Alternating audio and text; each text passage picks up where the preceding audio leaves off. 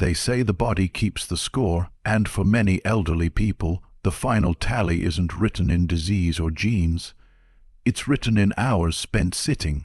In stillness, in surrender, decades of movement, suddenly traded for recliners, television remotes, and silent afternoons. The truth is hard to hear, but necessary.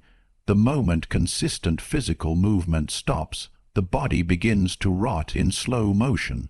The muscles that once held you upright and confident begin to wither. Bones, without the stimulus of gravity and resistance, lose density like sand slipping through your fingers. It's not just about strength, it's circulation too. Blood slows, lymph stagnates.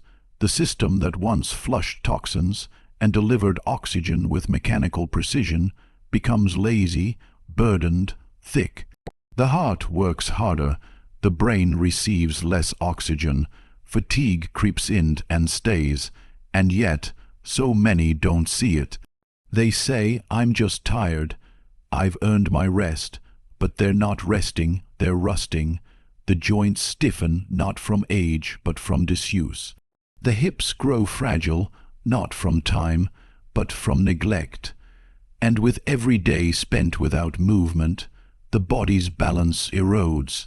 Falls aren't accidents, they are delayed consequences. The shuffle replaces the stride. The handrail becomes a necessity, not a convenience. And with each small concession, independence shrinks. But here's the cold part. The body remembers. It remembers the morning walks you stopped taking. It remembers the gardening you gave up. It remembers the dancing you used to love, but said you were too old for. And when it remembers enough of what you don't do anymore, it begins to shut the doors, one by one. The elderly don't decline just because they're old. They decline because they stop moving, and no one told them that stillness is its own disease. It doesn't begin with hunger, it begins with habit, plates filled with tradition, not nutrition, comfort foods that echo from childhood long before nutrition labels existed. Generations raised on toast and tea, canned soups, fried meats, and sugar, laced everything. What once filled the belly now quietly empties the body of life. The older we get, the fewer calories we need, but the more quality we demand. Yet what happens? Diets become softer, simpler, and deadlier. White bread replaces whole grains. Instant meals take the place of fresh vegetables. Chewing becomes a chore, so fruit is skipped. Water is forgotten, and so begins the silent erosion. Vitamin D fades in bodies that no longer see the sun. Magnesium drains in bones that no longer get leafy greens. B12, critical for brain function, becomes scarce. Iron drops. Protein intake plummets. And yet, no one says a word. Fatigue is blamed on age. Memory loss. That's normal, they say, but it's not normal, it's nutritional starvation, hiding in plain sight. Processed foods are engineered for convenience, not vitality. Their sodium levels inflate the blood pressure. Their sugars spike and crash insulin. Preservatives preserve shelf life, not human life. The gut, once a fortress of good bacteria, begins to rot from within. Microbiome diversity crashes, inflammation takes root, the immune system weakens, and let's not forget appetite itself. Medications blunt hunger, taste buds dull, dentures limit what's chewable. So instead of adjusting the diet with intention, people begin to eat less, eat worse, or both. Coffee replaces breakfast, crackers replace dinner, multivitamins are seen as enough, but they aren't. They never were. By the time symptoms appear, brittle nails, thinning hair, brain fog, dry skin, joint aches, the deficiencies have already been running wild for years. It's not aging, it's malnourishment. And for many elderly people, It becomes the daily, silent choice between what's easy and what's essential. You can live in a house full of memories and still feel like a ghost inside it. The photos on the wall don't talk back. The phone doesn't ring like it used to. Friends vanish, some to illness, some to distance, some to silence. Family visits become occasional obligations instead of spontaneous joys, and little by little, the world begins to retreat. Loneliness in old age isn't just an emotion.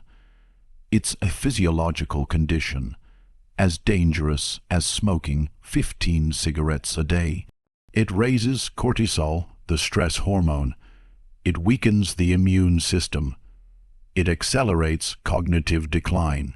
But it doesn't scream, it whispers quietly, daily, until a person stops reaching out entirely.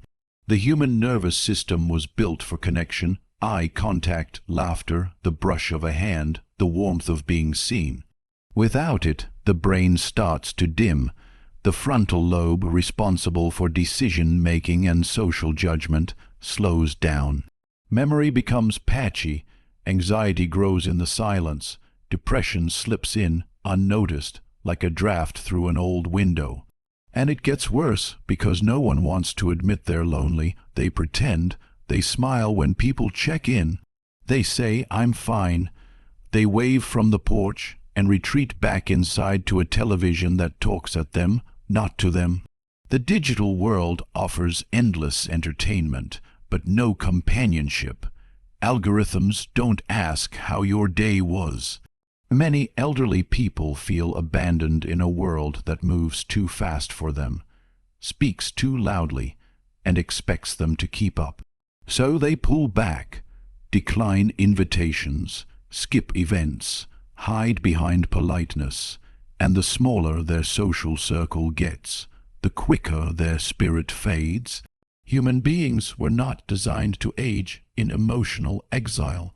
The body may survive, but the will to live weakens with every unanswered message, every empty chair at the table, every birthday spent alone with a slice of cake and a quiet tear that no one sees.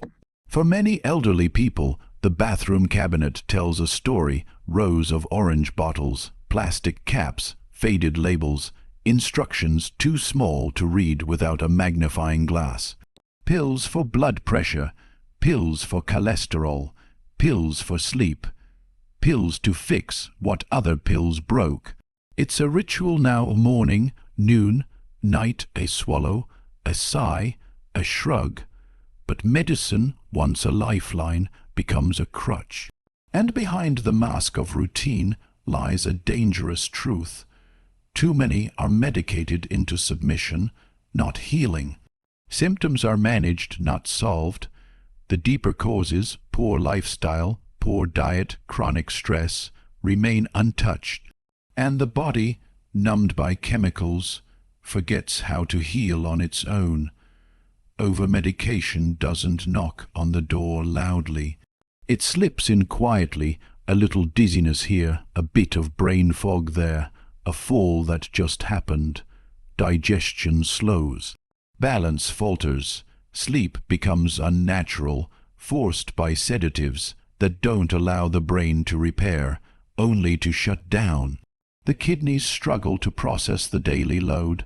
The liver grows weary, and the trust, it's complete. Doctors are rarely questioned. Prescriptions are filled without a second thought. Side effects are accepted as part of life. No one talks about deprescribing. No one dares ask, what happens if I start healing differently? Because the system isn't built for that question. Appointments become quick check-ins. A pulse, a pressure reading, a refill. 10 minutes of attention for decades of wear. The human being becomes a file number, a dosage, a diagnosis code. And many elderly patients lose their sense of agency, their role in their own health, as though getting older means surrendering control. The body adapts, it has to, but the adaptations come at a cost.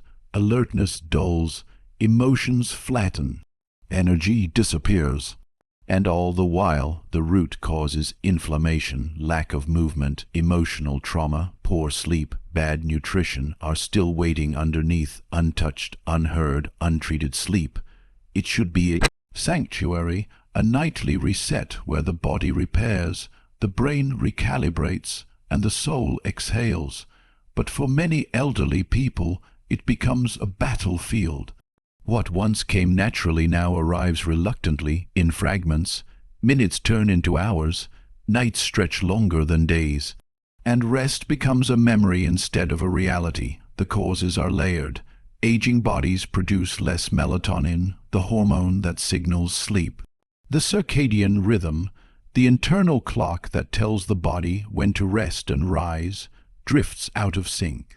Add to that a shrinking window of daylight exposure, too much artificial light, long naps during the day, and a cascade begins. Then there's the anxiety, not the kind that shouts, but the kind that whispers at 3 a.m., regrets, unfinished conversations, thoughts of mortality, the ache of loneliness. These don't switch off with a bedside lamp.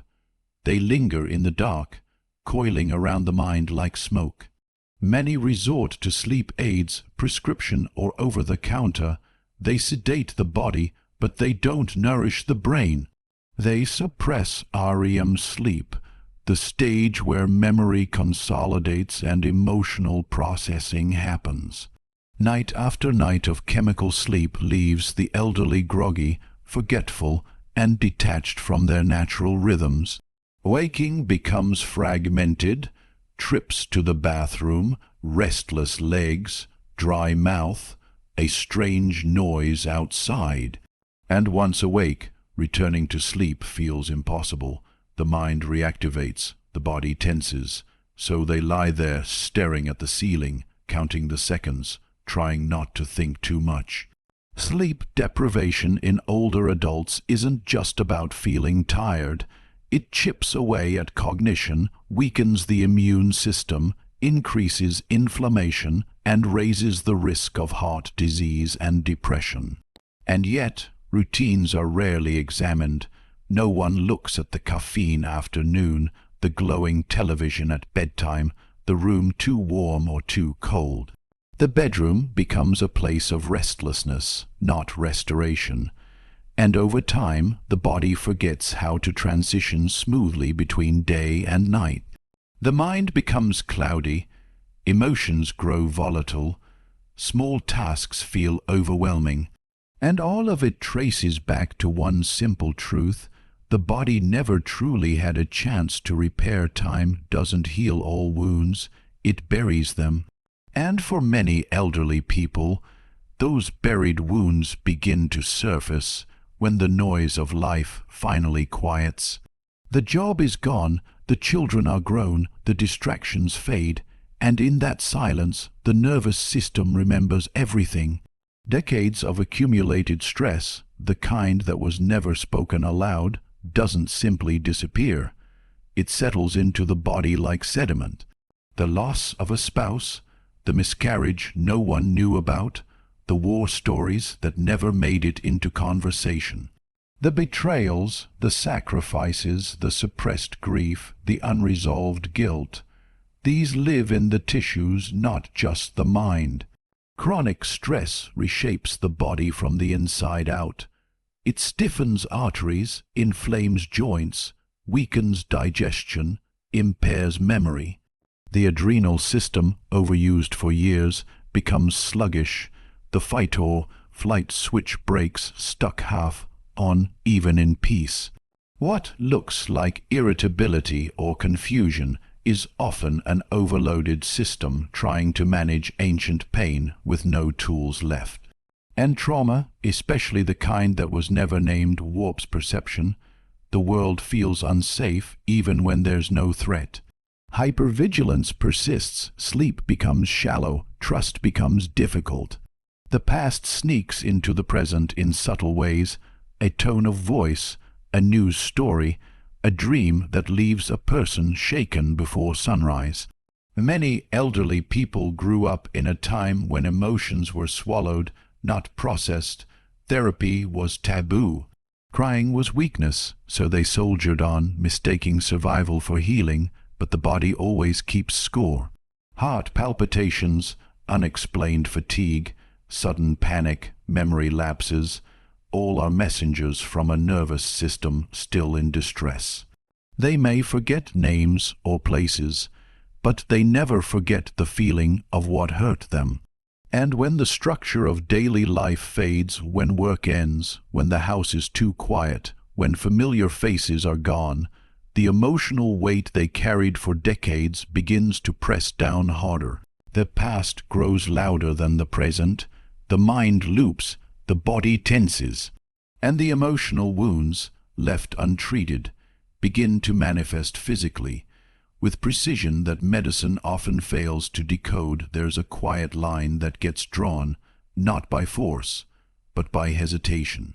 A new phone, a new app, a new way of doing something, and many elderly people step back, unsure, intimidated, or simply uninterested. They say, "That's not for me," or "I'm too old for all that." And just like that, the world begins to move forward without them. Technology is not just convenience.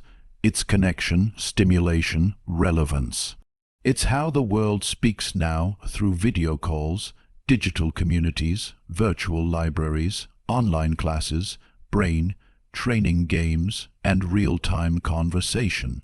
But for those who feel left behind, who never crossed that digital bridge, the mental landscape begins to shrink. Every brain needs challenge, it needs novelty, it thrives on puzzles, problem solving, and adaptation. But when the routine becomes fixed and the learning stops, the neural pathways grow rigid. The brain starts pruning away what it no longer uses. Reaction time slows, memory recall falters, curiosity fades, and it's not just the mental decline, it's the emotional cost. Being disconnected from technology means missing out on grandchildren's milestones shared in videos, community groups that meet online, or simple tools that help monitor health, track medication, and keep the mind sharp. The digital world isn't just for the young, it's for anyone who wants to stay engaged. Yet many older adults avoid it not because they're incapable, but because of fear of breaking something, of appearing foolish, of getting scammed. And so they retreat. Paper books instead of digital libraries, cable news instead of exploring new topics, crosswords instead of interactive games designed to expand the mind. This self-imposed distance leads to stagnation, not because they are less intelligent, but because their environment no longer pushes them. The same TV shows, the same route to the grocery store, the same conversations, the same thoughts cycling over and over again, with nothing to interrupt the loop. And the brain, like any muscle, begins to atrophy without challenge. Neuroplasticity, the brain's ability to adapt and grow, is not something that disappears with age. It disappears with disuse, and when that happens, attention slips, decision-making weakens, the world starts to feel foreign, confusing, too fast, too loud. So they stop keeping up, not realizing that the very act of keeping up is what keeps the mind alive for decades. Identity is anchored to roles: worker, parent, provider, caretaker. Schedules are tight, days are full, and time feels like a scarce resource. But then, almost overnight, retirement arrives. The calendar opens up, the phone rings less, the world stops demanding so much, and with that silence comes something far more dangerous than exhaustion, a question. Who am I now? Without the structure of work or the urgency of responsibility, many elderly people drift into a kind of emotional and psychological limbo. There's no boss to impress, no deadlines to meet, no students to teach, no patients to heal, no teams to lead. The sense of being needed dissolves, and with it, the sharpness of identity begins to blur. Purpose isn't a luxury, it's a biological need. It regulates mood, strengthens resilience, and sharpens cognition. When people wake up without a reason to move, the body listens. Energy dips, enthusiasm withers, time stretches endlessly, unstructured and unmotivated. Days lose their texture. Weeks blend into months, and it becomes harder to remember what even happened. Some try to fill the gap with hobbies or light volunteering, but if those don't carry weight, if they don't matter deeply to the person doing them, the feeling of aimlessness returns. For many, especially those who built their lives around service, productivity, or routine, the loss of relevance cuts deep. They watch younger generations take the stage, society move on, and they begin to question whether they're still part of the story. This internal shift doesn't always show on the outside. They smile. They say they're enjoying taking it easy. But inside, something essential feels like it's slipping, a sharpness, a sense of contribution, the feeling of being woven into the fabric of something larger than themselves. And when the sense of purpose evaporates, self-worth often follows, mental health suffers, memory falters. Confidence erodes, risks, taking even simple, healthy risks like learning something new or meeting someone unfamiliar, begins to feel pointless. Without something meaningful to wake up for, the days lose direction, and when direction disappears, so does momentum. Comfort becomes a prison when it's mistaken for safety, and for many elderly people, the familiar, even when it's no longer serving them, becomes sacred. The same routine, the same chair, the same meals, the same channel, the same route to the store. Predictability offers control, and control feels like survival. But underneath that sense of stability is something quieter, more corrosive, fear, not the obvious kind, not panic or paranoia, but a deep, settled fear of change, a fear of doing something new and not doing it perfectly, a fear of learning a new skill and looking foolish, a fear of starting something at an age when most people have already stopped trying. That fear whispers it's too late, even when the heart knows otherwise. Growth at any age demands discomfort. But discomfort in later years is often avoided at all costs. New environments feel threatening. New people feel exhausting. New technology feels alien, so risk becomes the enemy, and the known becomes the default. It's safer to decline the invitation than to wonder if you'll feel out of place. It's easier to stay home than to try a dance class, join a workshop, or travel somewhere unfamiliar. This resistance doesn't just preserve the present, it shrinks the future. Life becomes narrower, not because it has to, but because expansion feels dangerous. The body may still be capable, but the belief system has already surrendered. Caution becomes habit. Habit becomes identity, and identity hardens into limitation.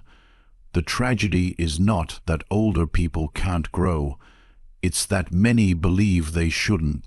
That growth belongs to the young, that curiosity, transformation, and reinvention are chapters they're no longer allowed to write. So they opt out. They avoid risk not because it's wrong, but because they've been told, directly or subtly, that they've passed the age when risk is appropriate. But risk isn't recklessness, it's vitality. It's the stretch that keeps the brain adapting, the body alert, the spirit engaged. Yet, for those who retreat into sameness, who flinch at anything that might unsettle their routine, the world contracts. Fewer surprises, fewer challenges, fewer possibilities, fewer chances to feel alive in ways that routine can never deliver.